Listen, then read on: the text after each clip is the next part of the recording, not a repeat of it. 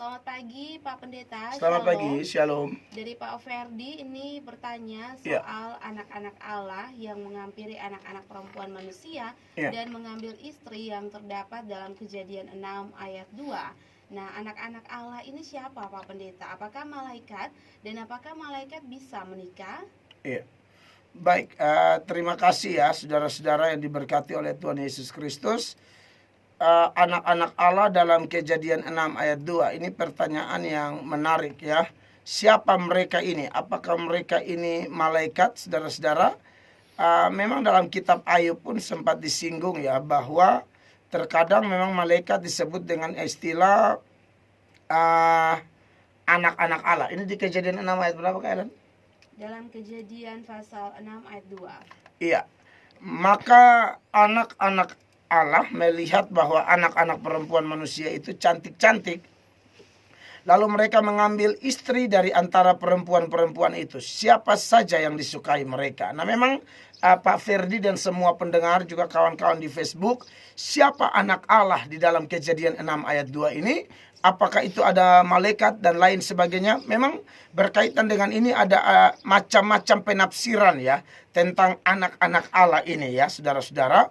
Penafsirannya diantaranya begini. Ada yang menafsirkan bahwa anak Allah itu artinya adalah orang-orang yang berkedudukan tinggi pada waktu itu. Sedangkan anak perempuan artinya orang-orang yang berkedudukan rendah.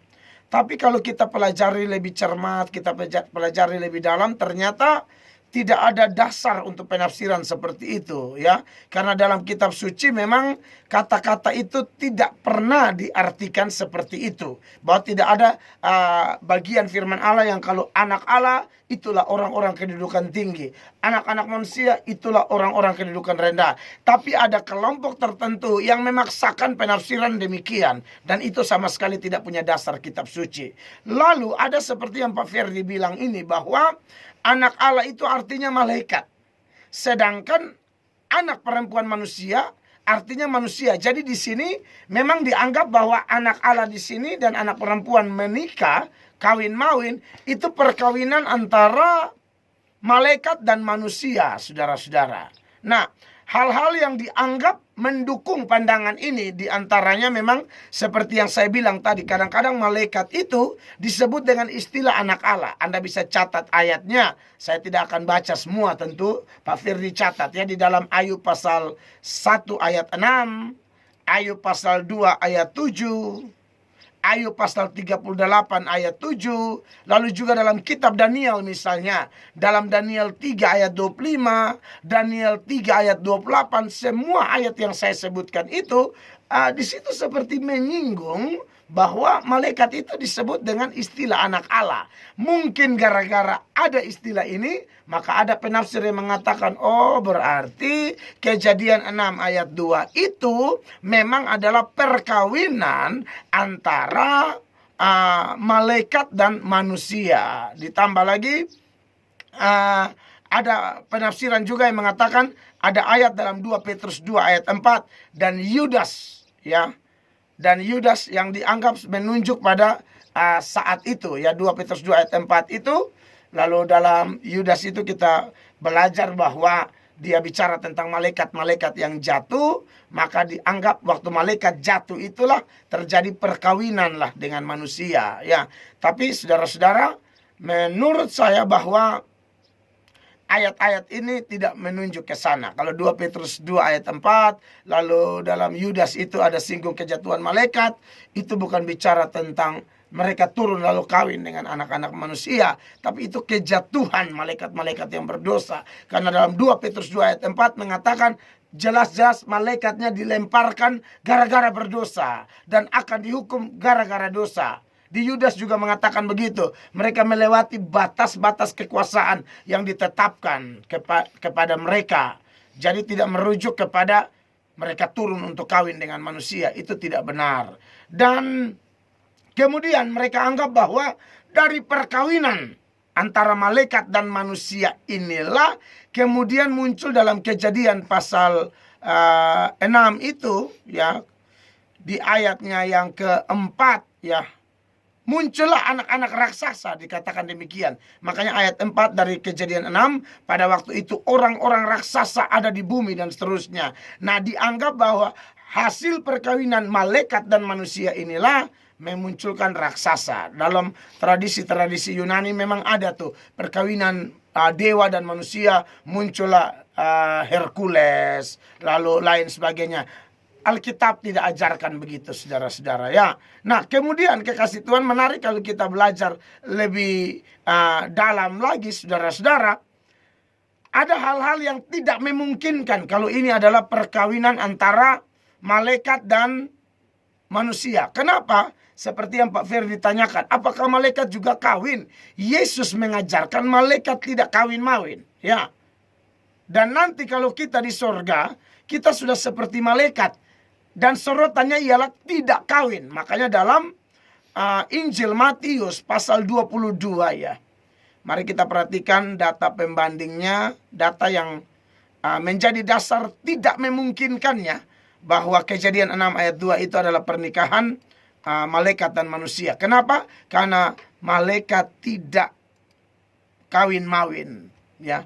Matius 22 ayat 30. Karena pada waktu kebangkitan orang tidak kawin dan tidak dikawinkan, melainkan hidup seperti malaikat di sorga. Nah, ini perlu Bapak Ibu, saudara-saudara mengetahui bahwa ada doktrin yang namanya angeliologi. Di sana kami belajar tentang malaikat. Jadi malaikat itu jumlahnya tidak bertambah, tidak berkurang, saudara-saudara. Karena tidak ada kawin-mawin. Sejak diciptakan, ya malaikat jumlahnya begitu. Separuhnya jatuh dan kemudian menjadi setan. Separuhnya tetap disebut dengan malaikat-malaikat suci. Sedangkan malaikat yang sudah jadi setan itu, itulah malaikat yang kehilangan kesucian. Gara-gara melawan batas-batas seperti di ayat-ayat yang saya sebut tadi, ya.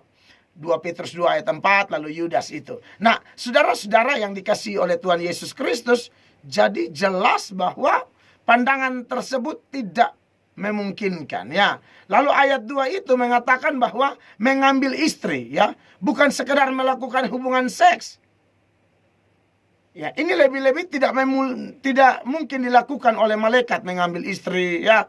Masuk minta bayar belis kayak begitu, itu tidak mungkin itu, ya, KLN, sebagai kalian tahu itu. Nah, jadi saudara-saudara, jadi malaikat tidak mungkin datang ambil istri pendekatan lalu dikupang pakai istilah tohuk, lalu berdiri dan awi saya sebagai juru bicara dari ini malaikat dong, ini tidak bisa begitu, itu di rote, ya. Kalau di zaman itu tidak ada. Dan kemudian dalam ayat 3, ayat 6, ayat 7, ya, dikatakan yang dihukum adalah manusianya saja, malaikatnya tidak. Berarti ayat ini memang tidak singgung tentang malaikat. Sebab di Kejadian 6 ayat 3, 6 dan 7 itu ada penghukuman kepada manusia.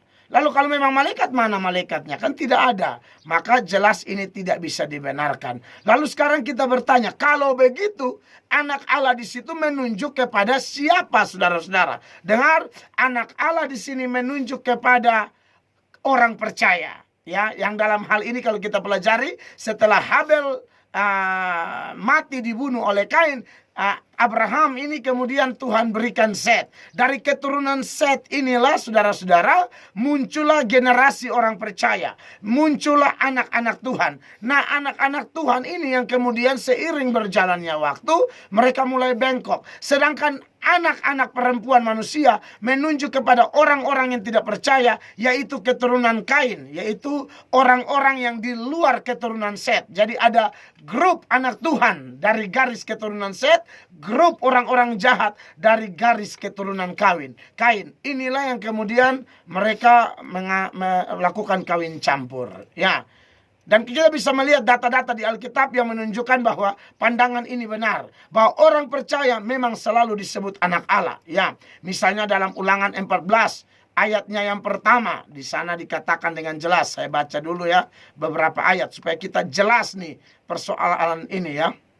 Sekali lagi, Ulangan pasal 14 ayatnya yang pertama dikatakan, kamulah anak-anak Tuhan Allahmu.